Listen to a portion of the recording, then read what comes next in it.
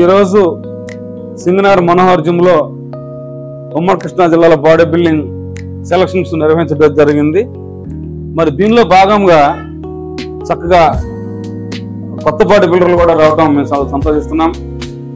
మరి ఈ body builders కావచ్చు, వ్యాయామ క్రీడాకారులు కావచ్చు, అదేవిధంగా పోటీల్లో పాల్గొనే వారికి కూడా కొన్ని చిన్న చిన్న అపోహలు ఉంటాయి.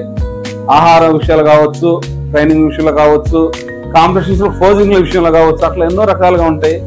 కాకపోతే ఇక్కడ చాలా అనుభవమైనటువంటి జాతీయ స్థాయి బాడీ బిల్డింగ్ క్రీడాకారులు, జాతీయ స్థాయి బాడీ బిల్డింగ్ క్రీడాకారులు తయారు చేసే వ్యాయామ గురువులు కూడా కాదర్ గారు, శ్రీకాంత్ గారు, దినేష్ గారు, వెంకట్ గారు, మనోహర్ గారు కూడా మనతో ఉండటం అనేది చాలా సంతోషదగ్గ విషయం. అది మన ఉమ్మడి కృష్ణా జిల్లాలో కూడా అదృష్టంగా భావించుకుంటున్నాం. ఎంతో మంది ఎన్నో రకాల జిమ్లు పెట్టుకుని ఒక విభాగంగా వ్యాపారంగా వెళ్తారేమో, కానీ ఇక్కడ కొంతమంది పేర్లు చెప్పారు. వాళ్ళందరూ కూడా కేవలం వ్యాయామ క్రీడా రంగానికి మాత్రమే ప్రాణాలు అర్పించిన విధంగా వ్యాయామ క్రీడా రంగాన్ని ప్రోత్సహిస్తూ క్రీడాకారులు తయారుస్తున్నటువంటి వీళ్ళందరూ కూడా ప్రత్యేక ధన్యవాదాలు తెలుపుకున్నాం. కాదర్ గారికి, వెంకట్ గారికి, వీళ్ళందరూ కూడా, దినేష్ గారికి కొత్తగా మిత్రుడు జిమ్ పెట్టారు, శ్రీకాంత్ గారికి, మన శ్రీకాంత్ గారికి ప్రత్యేక ధన్యవాదాలు తెలుపుకుంటున్నాను. ఇప్పుడు ఈ బాడీ బిల్డింగ్ కాంపిటీషన్స్ లో 2 విభాగాలుగా ఉంటాయి.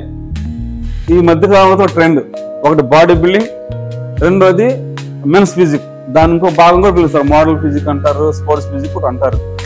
ఆ 2 విభాగాలకు సంబంధించి ఎంతో అనుభవంతో 2 భాగాల్లో జాతీయ స్థాయి బాడీ బిల్డింగ్ లో పాల్గొని విజయాలు సాధించి మన జిల్లా పిలిచినటువంటి దినేష్ ని ఆ 2 బాడీ బిల్డింగ్ కాంపిటీషన్స్ కి తీసుకోవాల్సిన జాగ్రత్తలు ఏంటి, ఈ మోడలింగ్ ఫిజిక్ కి తీసుకోవాల్సిన జాగ్రత్తలు ఏంటి, ఆ 2 అంశాల పైన కొత్తగా ఉండే బాడీ బిల్డర్స్ కి కొంచెం మీ యొక్క చిన్న సజెషన్ ఇస్తే వాళ్ళు కూడా కొంచెం ఫాలో అవుతారన్న ఒక ఆలోచన.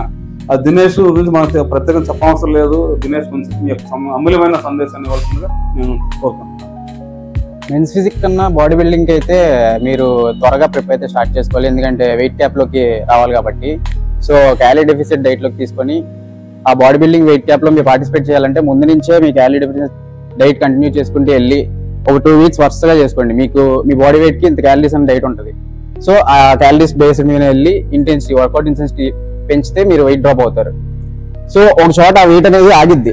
అప్పుడు మీరు ఏం చేయాలంటే ఇంకా క్యాలరీస్ తగ్గించి ఇంటెన్సిటీ ఎక్కువ పెంచుకోవాలి. టైం ఎక్కువ ఉండడం వల్ల ఇది మనం ఎక్కువ బాడీ బిల్డింగ్ చేయొచ్చు. సో అనుకున్న టైంకి బాడీ వెయిట్ అనేది కంట్రోల్లోకి వచ్చింది. మెన్స్ ఫిజిక్కి అలా అక్కర్లేదు.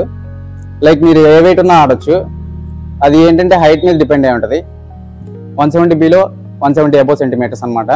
సో అప్పర్ బాడీ ఎక్కువ మెన్స్ ఫిజిక్కి ఆబ్లిక్స్, షోల్డర్స్, బ్యాక్ అనేది మంచి వీ ట్యాపర్గా ఉండాలి అండ్ ఆబ్లిక్స్ బాగా విజిబిలిటీగా ఉండాలి మెన్స్ ఫిజిక్ లో విన్ అవ్వాలంటే. సో వాటి మీద కాన్సన్ట్రేట్ చేస్తే మంచిది.